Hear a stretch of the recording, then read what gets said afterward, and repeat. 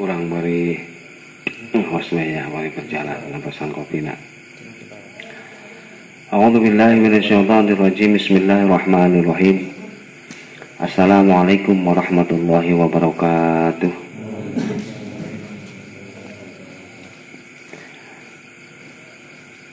Alhamdulillahirabbil alamin. Nahmaduhu wa nasta'inuhu wa nastaghfiruh. Wa na'udzu billahi min shururi anfusina wa min sayyiati a'malina may yahdihillahu fala mudilla lahu wa may yudlil fala hadiyalah. Wassalatu wassalamu ala Rasulillah Muhammad ibn Abdullah wa ala alihi wa ashabihi wa man tabi'a bil huda. Amma ba'du. Para alumni anu kusim kuring dihormati, alhamdulillah sadasan urang ngamulai kampangosan urang hayu urang sasarangan muji ka Allah Subhanahu wa taala atas sedaya taufik sareng hidayahna, sehingga dengan taufik jeung hidayah ti Allah kita bisa kumpul bersama. Indahna taufik sareng hidayah eta di dinya. Jadi terkadang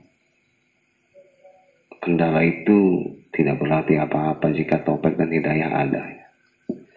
Ya, kabayanglah ada yang di Tangerang datang ke Darul Mukimin, pasti heula merenjeng pamajikanna kan. Aya nu sibuk, waduh besok jam kerja. Ya. Terus saya sibuk mikiran, waduh besok tagihan bang, mana? Tapi karena kesulitannya itu ditutup oleh hidayah dan taufik, kecil sekali.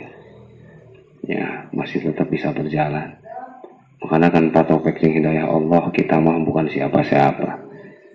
Ya, komo batu rumah, coba bayangkan ke orang.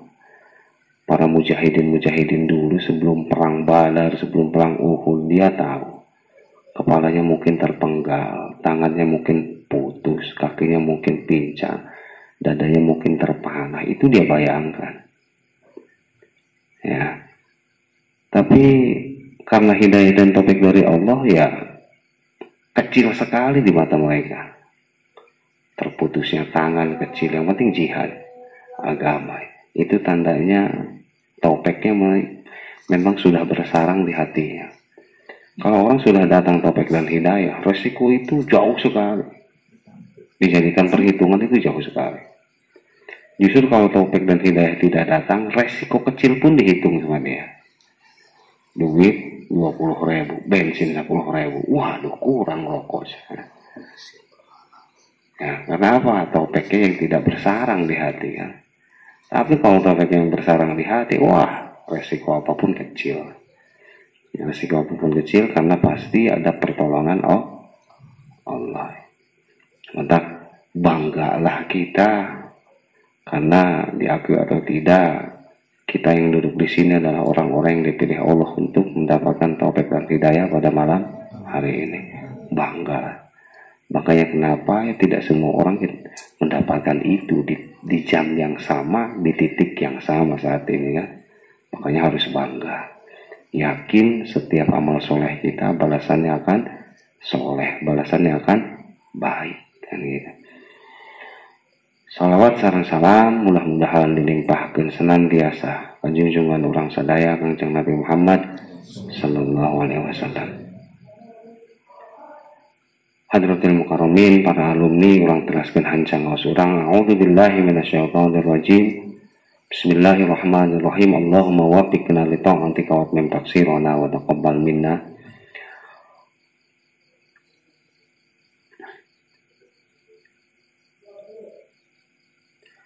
Wal maqalatul khamisata asyarata, lan utawi pitutur kang kaping 15. An Abi Bakrin As-Siddiq radhiyallahu anhu bi qoulihi ta'ala, dan alap saking Sayyidina Abu Bakar Siddiq radhiyallahu anhu bi qoulihi dalam doa musi Allah taala. Zahara al-fasadu fil barri wal bahri. Nyatane ayat zahara al fasadu fil barri wal bahri. Maknana wallahu alam bimuradihi. Zuhara dohir opo al fasadu karusakan fil barri ing dalam daratan wal bahri lan ing dalam lautan. Qala ngadauh Abu Bakar Siddiq Abu Bakrin tegese Abu Bakar pi tafsir zalika ing dalam nafsiran mengkono ayat zuhara ila akhirih.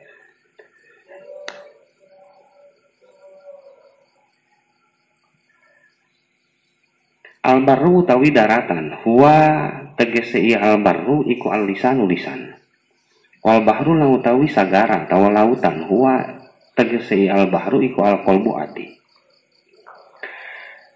Paida pasada mangka tatkala rusak apa lisanu lisan bil sabbi sebab mesuh atau nyarekanan mamarahan masalah numpamane bakat mangka nangis alaihi ngatasi lisan opo an nupusu pirang-pirang awak-awakan. Ayal askhosu tegese pirang-pirang awak-awakan min bani Adam saking bani Adam.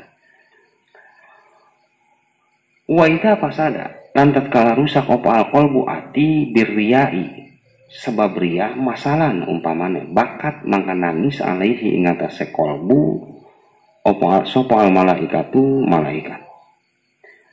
Kila dan usapakan al hikmatu tawi hikmah bi anna lisana ing dalam satu hune lisan iku wahidun kang sawiji tanbihun kang ngelingan lil abdi kadu abdi bi annahu ing dalam satu hune abdi iku layan bagi ora peryoga opo ayatakan lama yen tang ngucap yesi abdi illa pima angin ing dalam perkara yuhimmuhu kang penting ieu emma ing si abdi wa fi khairin lan ing dalam kabagusan. Wakila lan den ucapaken ali anna lisana kana satune lisan azzakira kang zikir bikulli lughatin kalawan saben-saben lugat iku kana ana apa zikruhu zikir lisan iku al mazkuru kang den tuturi al wahidu kang sawiji iku lil magkuri kaduwe kang den elingan al wahidi kang sawiji wa huwa utawi ya zikru madkur wahid iku Allah Ta'ala Gusti Allah Ta'ala. Wa kadzalika lan iku kaya mengkono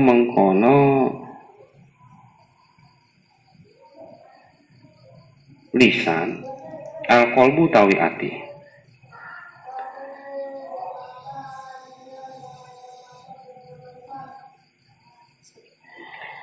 Bihilafin nahwil aini berbeda kalau umpamane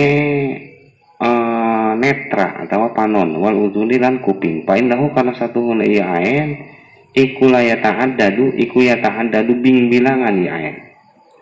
Kila dan ucapakan di annal hajata karena satu hune hajat ila sam'i maring pangrungu wal basiri lan paningal iku aksaru luwih akeh minal hajati saking pangabutuh ilal kalami maring ucapan. Intaha wis rampung yakil. Wa inna ma syubbiha lan pastine den sama padaaken apa alqalbu ati bil bahri kalawan lautan lisiddati umkihi karena banget jerone ya kolbun wattisaihi lan jembare ya kolbun.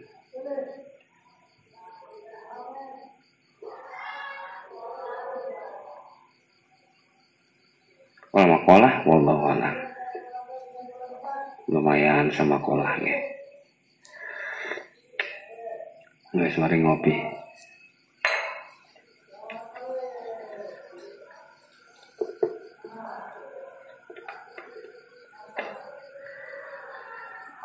A'udzu billahi minasyaitonir rajim. Bismillahirrahmanirrahim. Wal maqalatul khamisata asyarata an Abi Bakrin Siddiq radhiyallahu anhu bi qoulihi ta'ala zuharu al-fasadu fil barri wal bahri. Ari pitutur anu ke-15 dicandak tina pitutur atau nasihat Sayyidina Abu Bakar Siddiq radhiyallahu anhu. Bi kaulihi dina tina dawuhan Gusti Allah taala zohar al fasadu fil barri wal bahri. Dina nafsiran lapan ayat Quran zoharo al fasadu fil barri wal bahri. Ola ay Abu Bakrin fi tafsiri zalika al barru wa al lisanu wal bahru wa al qalbu fa idza fasada al lisanu bil sabbi masalan bakat alaihi an-nufusu al ashkhasu min bani adama. Cek Sayyidina Abu Bakar lapad zohar al fasadu fil barri wal bahri al barru maknana teh huwa al lisanu lisan wal bahru jeung makna bahru huwa al qalbu ati paida pasada al lisanu bisabi masalan bakat alaihi an-nufusu. Jadi Sayyidina Abu Bakar nafsiran ayat Allah anu lafadna zoharo al fasadu fil barri wal bahri. Ieu lapan al barri wal bahri versi tafsir Sayyidina Abu Bakar maknanya adalah lidah dan hati. Sulit sekali. Makanya kenapa tak ayat Quran tidak boleh Anda tafsirkan dengan akal? Karena makna lugot barri wal bahri itu memang daratan dan lautan. Makna lugotnya itu benar, makna lugotnya itu barri itu lautan, bahri itu bahrun, itu lautan, barri itu daratan. Tiba-tiba tafsirnya barri dan bahri itu adalah lisan dan hati. Jauh sekali kan. Makanya sulit sekali jadi ahli tafsir ini. Dia harus memahami banyak tata bahasa Arab, nahwu sorok, majaz, segala macam. Karena memang menafsirkan Al-Quran sulit sekali. Saking dalamnya makna Al-Quran. Makanya lucu jika ada orang yang menghukumi sesuatu dengan ayat, nanti dia bilang menurut saya. Waduh, hebat sekali orang ini. Nafsiran Quran menurut saya begini. Wah, hukum kok menurut saya, aneh. Ya, para ulama itu mencatat sekali jika Anda menafsirkan hukum ayat Quran itu dengan akal Anda, karena saking sulitnya memaknai Al-Quran.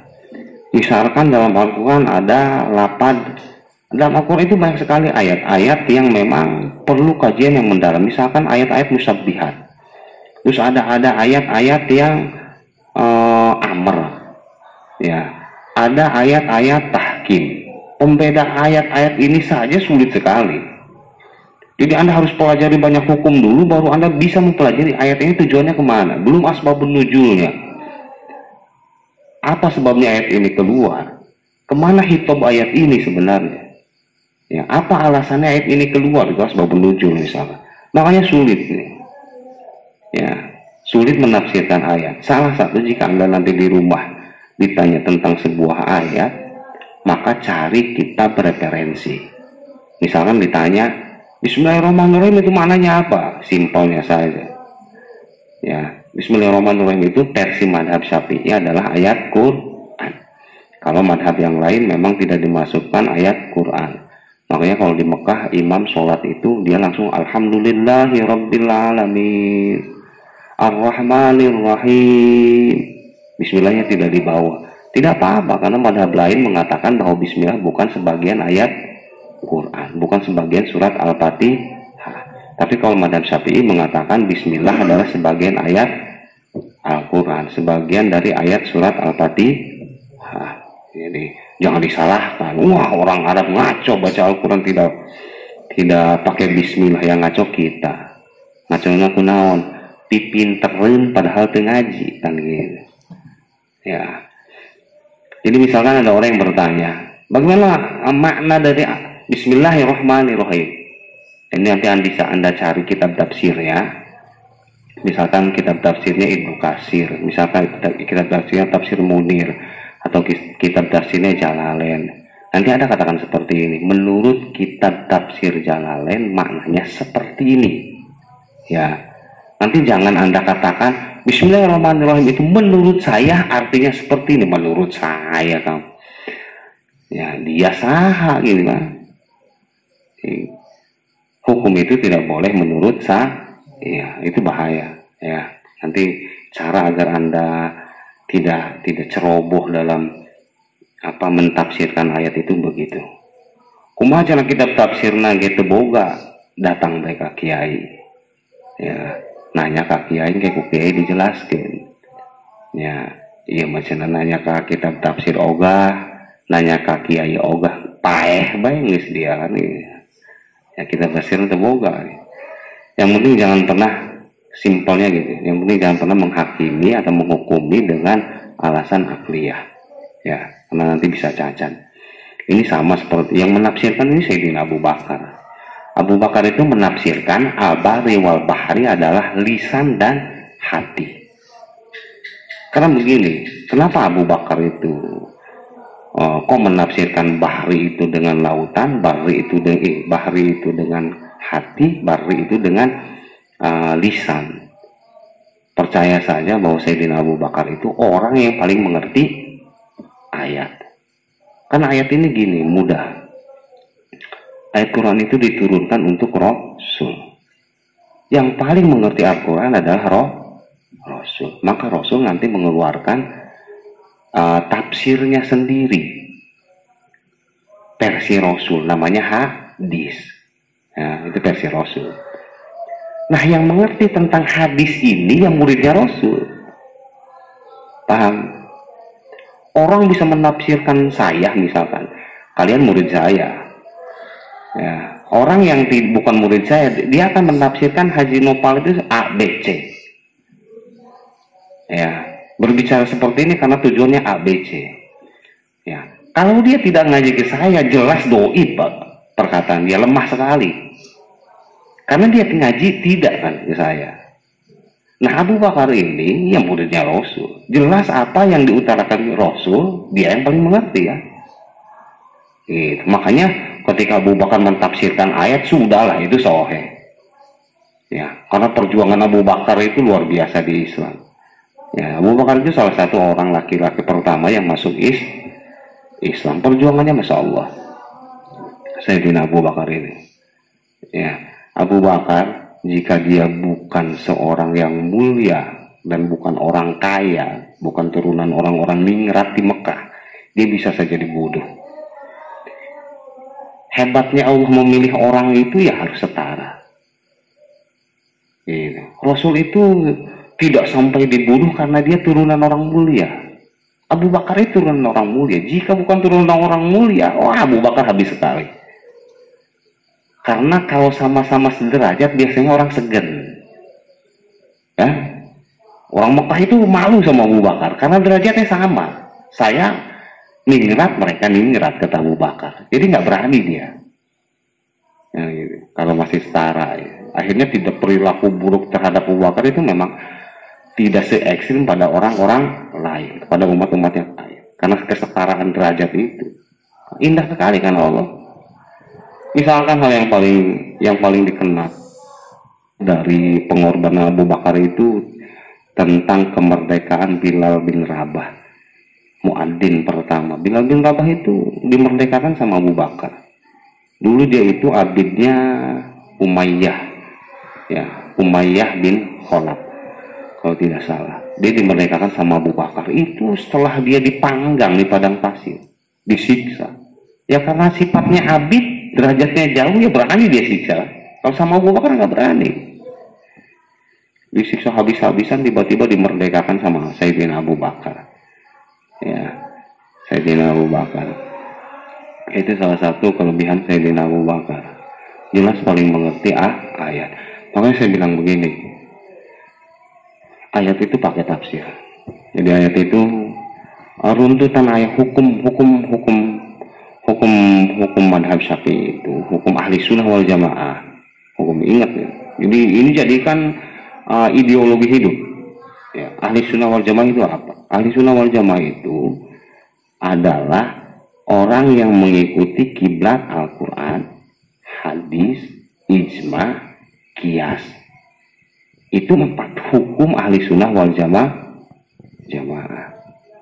ya.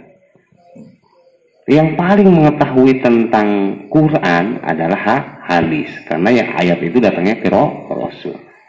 Ya. Nanti terus ke bawah gitu. 4 hukum itu. Nanti runtutan dari sahabat pun dari Rasul. Dari Rasul ke sahabat, nanti rujukannya nanti terus sampai menuju ilmu itu ada proses lagi sebenarnya. Dari Quran sahabat, dari Quran Rasul sahabat. Sahabat ini terus tabiin namanya, karena sahabat itu punya murid. Nanti murid-muridnya itu nanti disebut tabiin. Pengikut tabiin ini nanti disebut tabiin namanya. Ya, tabiin ini nanti punya murid juga, namanya mujtahid mutlak itu. Ya, mujtahid mutlak itu nanti punya murid lagi, namanya ashabul wujuh. Ashabul wujuh itu punya murid lagi nanti sampai para ahli fikih, pengarang-pengarang kitab Anda. Nah, itu runtutan ilmunya tetap ke Rasul di sana. Karena gurunya ya nyambung ilmu ke sana, sanad namanya. Ya, sanad. Makanya cek Rasul al ulama'u warasatul anbiya, karena dia memang lidah terakhir penyampai hukum Allah itu para ulama. Ya, itu runtutan hukum. Ya, tapi patokan hukumnya tetap Quran, hadis, ijma, qiyas. Ijma itu kemupakatan ulama tentang satu hukum. Ya, terus qiyas itu adalah pembuatan hukum baru. Ya, pembuatan hukum baru dengan landasan menyerupakan pada hukum yang nas. Itu qiyas namanya. Misalkan di Al-Quran yang haram itu khomer. Di Al-Quran ganja tidak ada, sabu-sabu tidak ada. Ya, Anda cari saja kitab Quran versi Libanon, versi Mekah, versi Indonesia, itu tidak ada sabu-sabu, ganja tidak ada.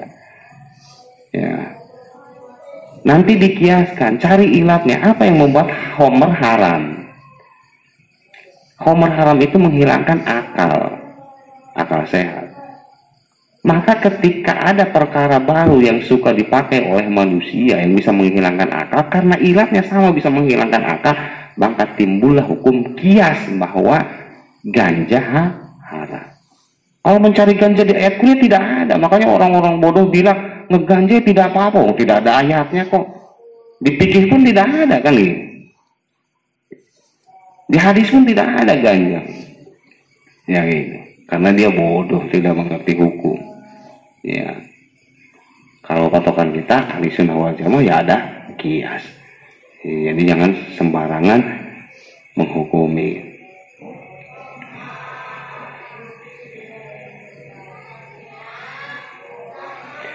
Makna barri wal bahri adalah lisan dan hati. Ya.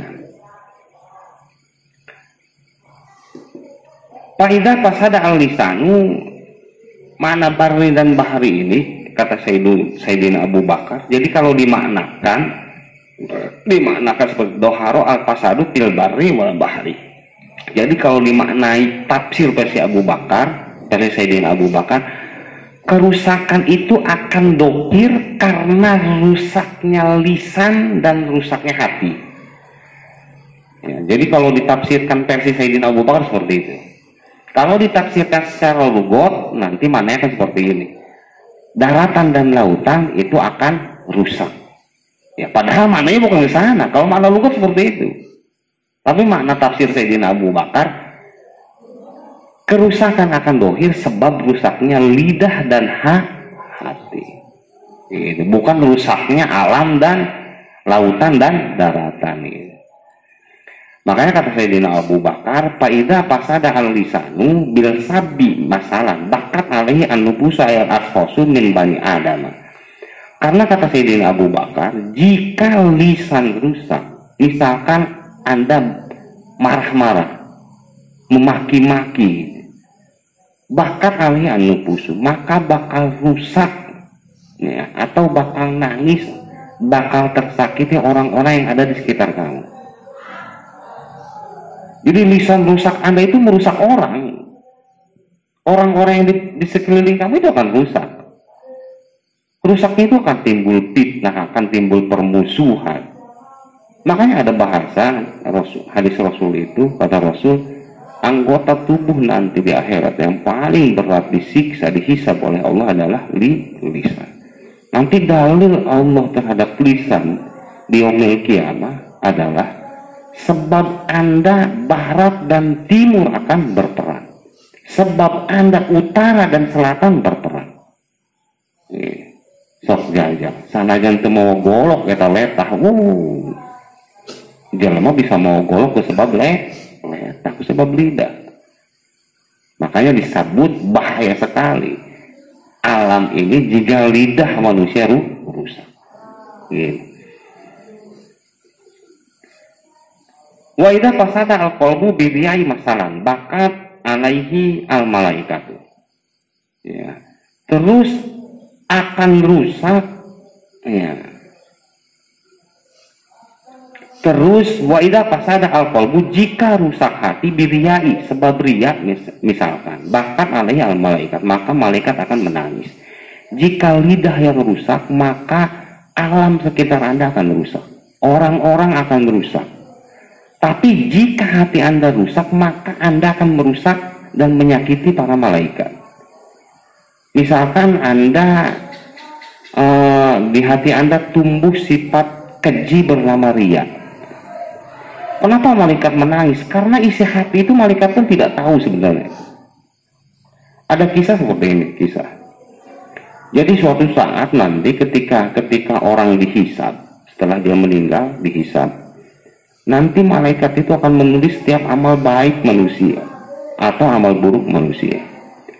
Ketika malaikat membawa buku catatan amal ke langit, ya, Allah marah.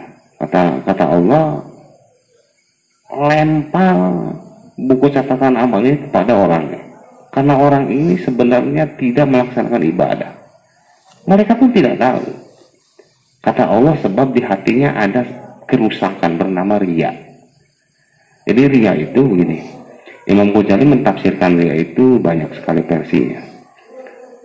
Kalau kata Imam Ghazali, riya ini lawannya ikhlas.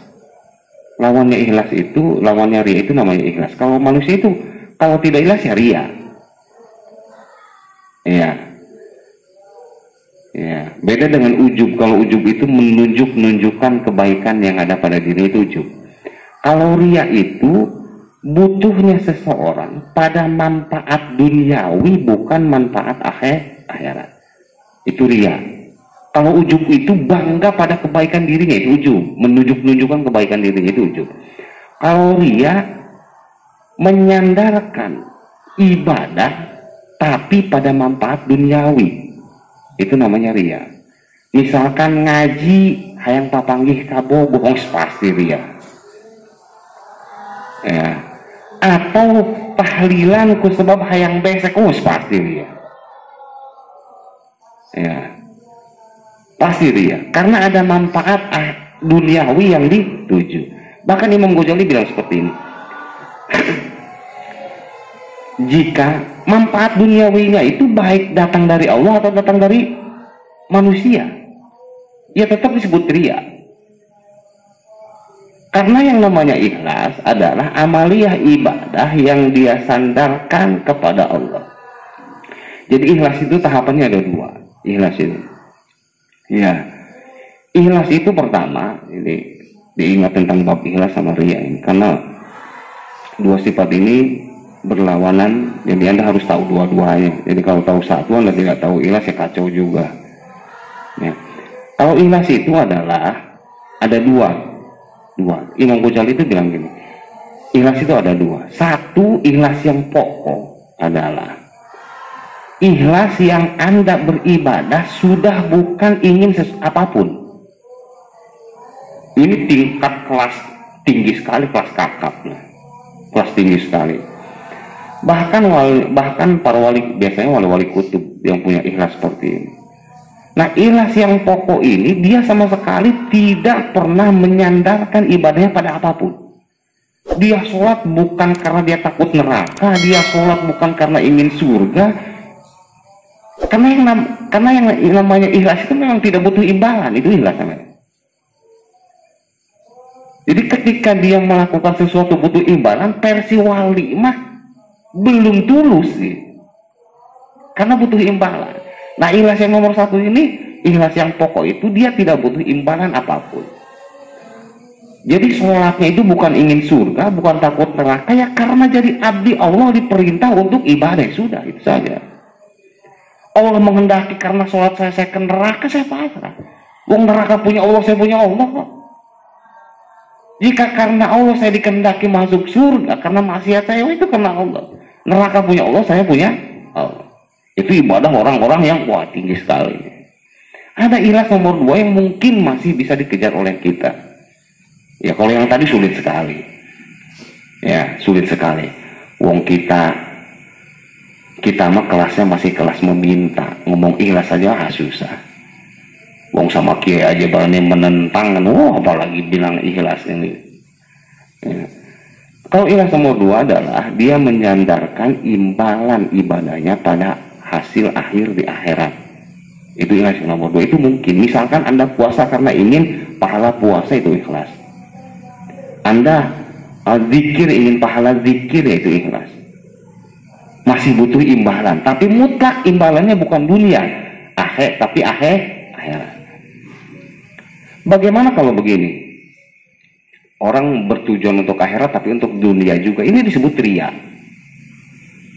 Misalkan lah aing nek ondangan kasihan ilu tahlilan lumayan, ganjaran tahlilan menang besek benang. Tak ide sebenarnya. Orang tangsok itu ya. Kita kan sering seperti itu kan? Wah lumayan, saya tahlilannya dapat pahala, pulangnya bawa besek. Ternyata ria itu. Karena Anda masih menyandarkan pada manfaat dunia. Yang benar itu sudah Anda tahlilan saja, Anda dapat besek atau tidak itu urusan belakangan. Yang penting Allah mencatat saya melakukan amal baik, mudah-mudahan di akhirat saya diberi imbalan. Yang nilai itu seperti itu. Sulit sekali, tapi memang harus terus-menerus dicoba. Bahkan terkadang seperti saya juga sering namun kondangan, sok ayo be kadang penyakit nak tahlilan sore lapar sore. Maghrib biasa makan maghrib atau sore makan. Tiba-tiba ada jadwal tahlilan. Waduh, kebelah berkat. Wah, ria sekali sebenarnya. Ria sekali sebenarnya. Makanya sering disiasati. Jadi kalau Anda tahu ilmunya, Anda akan siasati. Misal saya juga sering seperti itu. Kadang-kadang timbul dari hati, kadang-kadang timbul dari dorongan orang lain. Ya, misalkan cek babaturan, wah ngaliwat, ngariung baik, tahar bulangan gitu. Kadang-kadang dorongan dari orang lain. Tapi disiasati. Kalau kita tahu ilmu, kita siasati. Bagaimana agar si ibadah ini tidak didorong oleh hal lain selain ibadah. Misalkan ketika Anda lapar, makan saja sudah. Jangan nunggu beseknya datang atau tidak. Nanti ketika Anda tahlilan, pulang aja. Mau dikasih besek atau tidak, urusan dia. Sebehkan betul. Kayak jong gitu, bisa sebut sadar melos kan gitu. Lu penting ulah ngarap-ngarap imbalan dunia. Bahkan Imam Ghazali bilang seperti ini. Jadi hindari ya manfaat dunia sama manfaat akhirat dibarengkan ketika melakukan amal ibadah dianggap ria. Bahkan seperti ini Imam Ghazali, jika ada manusia beribadah kepada Allah, bukan manfaat dari manusia, bukan ingin dipuji. Kalau ingin dipuji sama manusia jelas ria sekali. Misalkan saya ingin ibadah, ingin sunnah, ke masjid pakai jubah aja, tapi tujuannya supaya orang panggil saya kiai kan gitu. Ingin dipuji sama orang jelas ria sekali. Ya. Bagaimana kalau ada di kitab Minhaj, bagaimana kalau ada seseorang yang tidak berniat ingin dipuji dan tidak ingin diberi oleh orang, tapi dia ingin diberi manfaat oleh Allah, tapi manfaatnya dohir di dunia.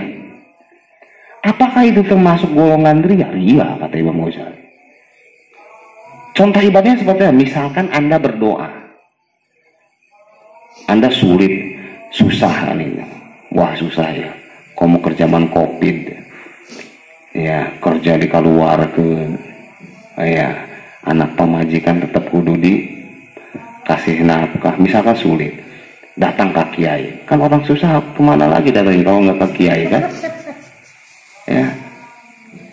Orang kaya dan orang mapan nggak datang ke kiai enggak ya, orang susah datang ke kiai, jujur datang ke kiai, kiai minta doanya, dikir supaya saja dia orang kaya ya. Kiai karena dipinta tulis aja sama dia doanya ini, Anda berdoa agar Anda jadi orang kaya, mapan hidup, tapi Anda ingin kemapanan Anda datang di dunia, Anda ria. Loh, kan manfaatnya dari Allah benar, tapi manfaatnya yang diberikan Allah itu Anda paksakan ke Allah agar datang di dunia. Ketika Anda memaksakan diijabahnya doa Anda sedang mengatur Tuhan, percaya atau tidak? Sok jajal. Baik menurut kita dengan baik menurut Allah itu beda. Jadi ketika Anda bilang baik menurut Anda adalah kaya, terus Anda berdoa agar menjadi orang kaya, Anda paksakan agar doa itu menjadi nyata, menjadi kaya, Anda menjadi kaya, Anda sedang memaksa Allah merubah kudrat terhadap Anda. Jika Anda bisa merubah kudrat Allah berdasarkan doa Anda bisa merubah takdir Allah namanya. Berarti Anda lebih kuasa dari Allah. Benar gak? Benar. Makanya Imam Ghazali katakan itu ria.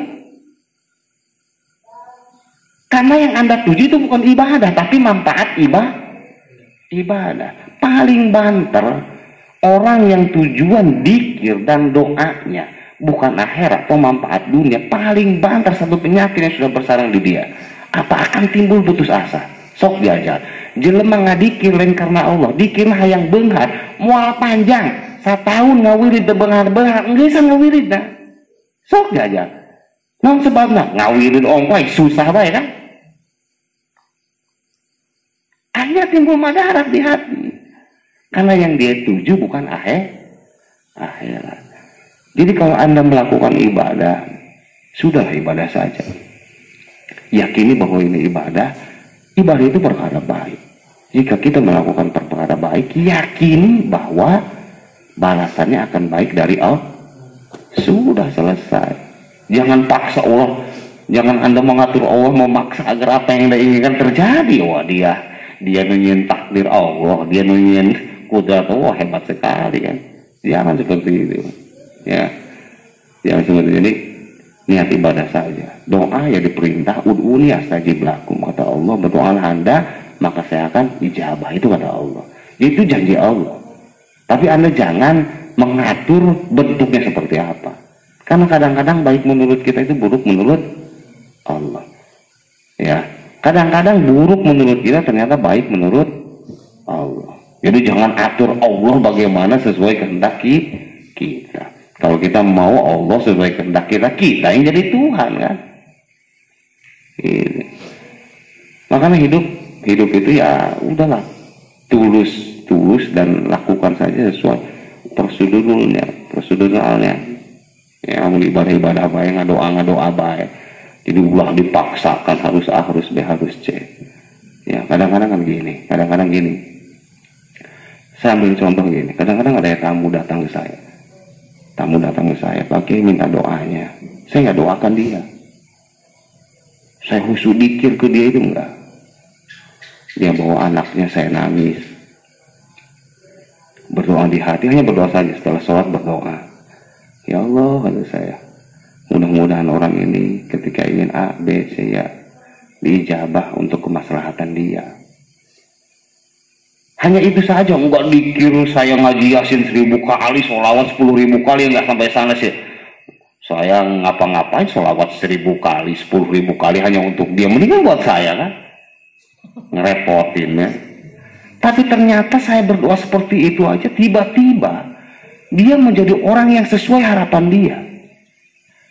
Itu sebenarnya bukan karena doa kita, ya karena Allah, Karena Allah ingin saja merubah dia, walaupun wasilahnya entah. Doa kita hanya wasilah, memang wasilah. Doa kita, doa dia, wasilah itu bisa banyak kan.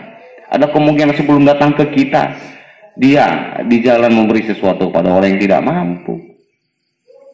Ada kemungkinan ada kebaikan lain di luar doa kita, banyak sekali. Bukan hanya kita yang berbuat baik. Makanya ketika dia datang ke kita, itu pun kudrat Allah. Makanya kiai sulit. Kalau ada orang datang ke rumahnya bilang kiai A, B, C, dia nggak bisa bilang itu turuti saja karena itu. Kiai yakin sama kudrat Allah. Dia datang ke sini pun atas kudrat Allah. Jauh-jauh misalkan dari Lampung hanya minta doa, kayak di Lampung tidak ada kiai saja kan. Dari Palembang datang ke kita, minta doa ke kita, yakin. Yang datang ke kita itu karena digerakkan hatinya agar berangkat, agar pergi menuju kita. Makanya ketika kita berdoa untuk dia, karena bukan doanya saja, bukan doa kita karena kudrat Allah saja. Ya wong datangnya saja ke kita karena Allah kan. Jadi ijabahnya karena Allah, bukan efek doa kita. Yakini itu. Jadi kalau Anda melakukan sesuatu di hal ibadah, lakukan saja karena itu memang perintah Allah. Jadi jangan mikir macam-macam. Nanti ujung-ujungnya kalau kiainya bilang bahwa doanya diijabah, bahwa tirakatnya yang diijabah, nanti kiai kalau santrinya, kalau ada tamu yang tiba-tiba dia doakan jadi orang kaya, dia tidak datang lagi, pusing kayaknya. Cek kiai na tangkorak si eta jadi jelema beunghar ge poe ini doakeun. Kakar ge sakitu mesti datang kae ngo kiai na kacau. Ya. Karena dia meyakini doa dialah yang merubah nasib orang tersebut kan, kacau. Ya.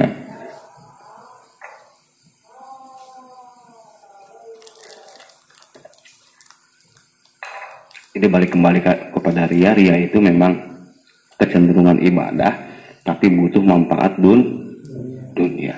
Ya kalau ibadah yang ikhlas itu seperti tadi, Anda boleh bersandar. Ada dua versi tadi ikhlas itu, mutlak hanya karena menjalankan perintah, yang dua butuh imbalan akhirat, bukan imbalan dunia. Diijabah pun makanya para waliullah itu ketika dia berdoa diijabah sama Allah, kadang-kadang nangis, bukan bahagia, nangis malahan, takut. Para waliullah itu, ya Allah, yang Anda berikan ini karena menjawab doa saya, atau memang ini laknat Allah, artinya diberikan di dunia tapi tidak ada bagian di akhirat. Ulama itu justru yang paling tinggi ilmunya, yang tinggi ilmunya itu justru khawatir, wah yang diberikan Allah ini untuk saya akan diberi lagi tidak di akhirat. Jangan-jangan yang diberikan ke saya memang di akhirat saya tidak diberi kan. Ini beda sama orang awam. Ya, malah dia tidak ingat apa-apa, lupa tasyakuran sama Allah. Ya, menang gaji 1 juta pusing, menang gaji 500.000 pusing, 2 juta pusing, kan? Itu karena dia lupa bahwa segalanya itu adalah kudrat Allah, segalanya adalah bagiannya Allah yang membuat.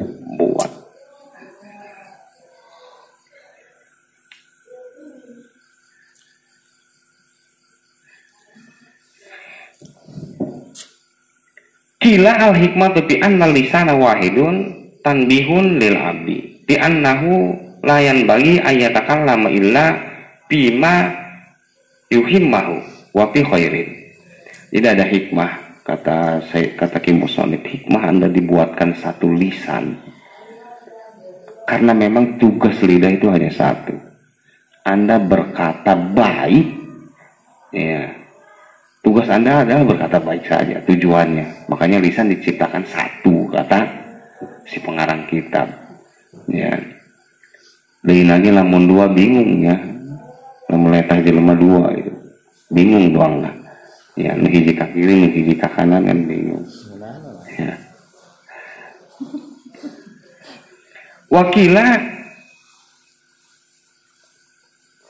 Wakila li anna lisana az-zakira bi kulli lugatin kana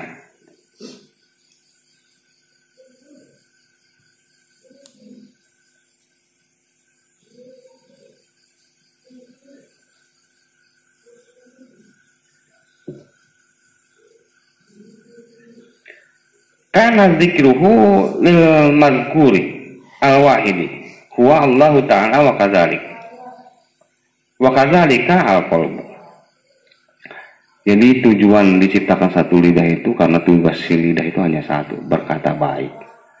Ya, terus di musonif mentafsir juga, walaupun nanti si lidah bisa beberapa lugo. Anda pintar bahasa Inggris, bahasa Arab, bahasa Indonesia, bahasa Jawa, bahasa Lampung. Walaupun bahasanya banyak, lugohnya banyak, tugas dia tetap satu. Apa? Zikir kepada Allah. Kata Ki Musonif, makanya diciptakan lidah satu. Ya. Bihilafin nahwil aini wal uduni fa innahu yata'addadu. Qila li annal hajata ila sam'i wal basiri aksaru minal hajati ila kalami. Berbeda dengan mata dan kuping, kata Ki Musonif. Kuping itu dibuat dua, mata itu dibuat dua karena tugasnya banyak. Ya, Anda mempelajari sesuatu dengan telinga Anda, dengan mata Anda. Kadang-kadang Anda berbicara berdasarkan referensi mata dan kuping. Kadang-kadang Anda bersikap karena referensi kuping dan mata. Nah, tugas dia banyak. Agar Anda tidak kecewa, Anda harus mendengar orang yang pernah kecewa. Kalau Anda takut tersakiti, Anda harus melihat orang yang pernah disakiti. Ya. Terus Anda harus bersyukur karena melihat megahnya ciptaan Allah. Misalkan karena tugasnya banyak sekali, makanya dibuat lebih dari satu antara mata dan kuping. Ya, ini. Makanya ada peribahasa kenapa kuping dibuat dua, lidah dibuat satu, karena Anda harus lebih banyak mendengar daripada lebih banyak bicara. Jadi dengarkan lebih banyak, bicara yang sedikit. Ya, karena bicara banyak, mendengar sedikit itu kacau. Dia akan menambahi ucapannya. Ya, kacau. Wa innama syabbaha al-qalbu bil bahri lisiddati umkihi wa tisaihi. Kata Ki Musonif, kenapa lisan? Ya. Kenapa hati disamakan dengan lautan? Pada tafsir ayat itu oleh Sayyidina Abu Bakar, karena hati itu hampir sama dengan lautan, dalamnya dan luasnya. Maka ada peribahasa, dalamnya lautan bisa diselami tapi hati sulit, karena saking dalamnya hati. Jadi hati itu awas, hati itu bukan gambar lope di jantung, ya. Terus bukan hati seperti hati-hati yang digambarkan di patung dokter, nggak seperti itu. Jadi hati itu hanya nama. Hati itu makhluk. Ya, tempatnya tidak ada. Ya, tempatnya tidak ada, tapi dia tidak berbentuk. Makhluk tapi tidak berbentuk. Ya, hati yang disebutkan oleh dokter itu organ tubuh. Yang dimaksud kolbun di sini kolbun. Kolbun itu sebenarnya bukan hati versi dokter, bukan. Ya, awas. Versi bahasa Arab dan versi Allahnya kolbun sebenarnya bukan hati. Cuma karena dokter sulit mentafsirkan kolbun itu sebenarnya apa, digambarkan oleh para dokter kolbun itu karena tempatnya di dada hati, padahal bukan itu. Loh, kok makhluk, kok kolbun itu disebut makhluk tapi tidak ada tempatnya disebutkan, kok tidak ada jenisnya? Memang tidak ada. Kadang-kadang makhluk diciptakan tapi memang jenisnya tidak ada. Contoh angin itu ada makhluk, tapi Anda bisa gambarkan warna angin seperti apa? Akui bahwa itu makhluk, benar kan? Makhluk. Tapi dia tidak berjenis, tidak berbentuk. Hati pun sama. Disebut kolbun itu bukan hati sebenarnya, kolbun. Berbeda sendiri. Ya, berbeda sendiri. Ya, sama dengan seperti ini. Hubbun, cinta. Ya, cinta itu ada di tasawuf. Ya, cinta itu sebenarnya yang layak itu di kitab ada, di hadis ada, di ayat ada. Cinta itu sebenarnya tafsir ayatnya hubbun bahasa Arabnya. Jadi hubbun itu adalah cinta kepada Allah sebenarnya. Cinta kepada Allah. Jadi terus ketika ada orang menyukai sesuatu karena berlebihan sukanya, maka dia sandarkan sukanya itu dengan nama cinta. Padahal cinta itu bukan untuk makhluk sebenarnya, untuk Allah. Karena tidak ada bahasa lagi dilebih-lebihkan oleh manusia. Sok jajal dia lamun bawa kabogoh dia bawa penggeh gelis baik kan, saking berlebihannya Anda, maka tidak ada bahasa yang layak selain cinta. Sebenarnya hubun itu bukan antara makhluk dengan makhluk, tapi antara makhluk dengan Allah. Karena lebih-lebihannya manusia berkata, maka jadilah bahasa cinta itu antara manusia dan manusia, bukan antara manusia dengan manusia. Bahasanya ya suka saja kalau manusia itu sebenarnya. Karena nges kawin makanya hewan tukang hitut, kan hewan bau keleknya dia nges tekolu kan. Hancak kata si lemun aingnya aku sih bagi hitut mau dikawin mau kan. Gitu. Karena apa? Ya karena bukan cinta sebenarnya. Hubun suka saja kan, suka saja, karena suka mah bisa hilang. Mungkin manggus boga anak lain kaindung narasa tapi anak maka si pujio sok jadi alasan baik. Doang kamari lah balik, kiai izin kangen ke anak. Dia kangen ke anak lah kaindung dua anak. Jadi gitu, karena memang cinta itu nggak ada buat dari makhluk ke makhluk, adanya dari makhluk ke Allah gitu. Karena kalau cinta manusia dengan cinta harusnya tidak hilang. Karena hilang bukan cinta sebenarnya namanya, tapi suka. Sama ketika Anda menyukai makanan, ya karena kemasannya bagus, barangnya masih bagus, Anda suka. Ketika sudah busuk, hilang kan? Makanya ketika Anda suka sama makanan, bilang suka saja, kan bilang cinta kan? Gitu. Karena bisa berubah. Berbeda dengan cinta kepada Allah. Sampai nyawa di tenggorokan Anda itu akan tersisa terus umat muslim. Makanya itu disebut cinta. Sampai katitajong nyebutnya Allah sabrohaladzim. Sampai dalam ketakutan, dalam bahagia, dalam kesengsaraan disebut tulus. Makanya disebut cinta. Ya, jajal lamun ka pamajikan. Bobogohan mati lo ngomong manehna selingkuh mah. Ya? Lamun bener mana cinta tuh ngomong apa majikan, mah anak selingkuh setan dia sih majikan enggak. Ya bilang saja suka, jangan cinta. Ini wal makola wallahu a'lam. Tos share ditaruhkeun mangga bari ngopi bari ngarokok sok.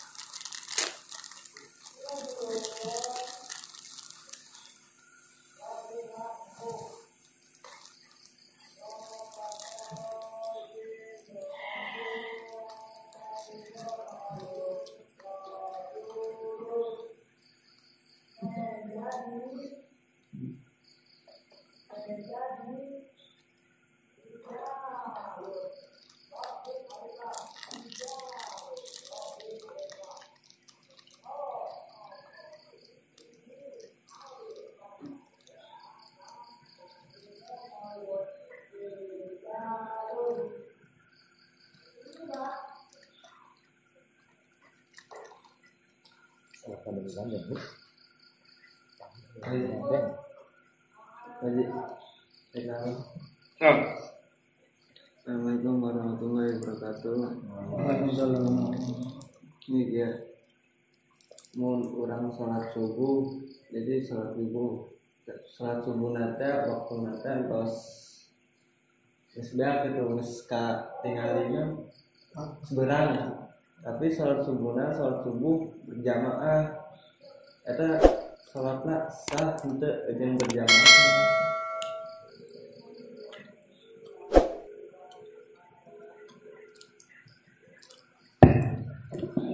Jadi kalau sholat subuh waktunya sudah habis, sudah bukan subuh namanya, qadha subuh. Yang berjamaah sah atau tidak sah saja. Tapi kan lucunya apa? Jamaah itu tujuannya agar abdul sempurna pahala sholat subuh beneran kan?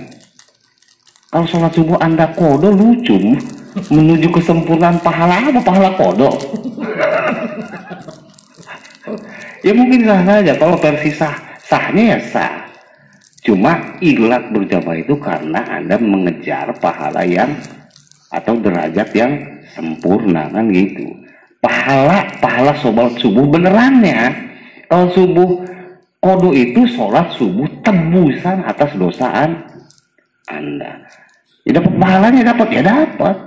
Tetap buat pahala sah tidak jamaah ya sah.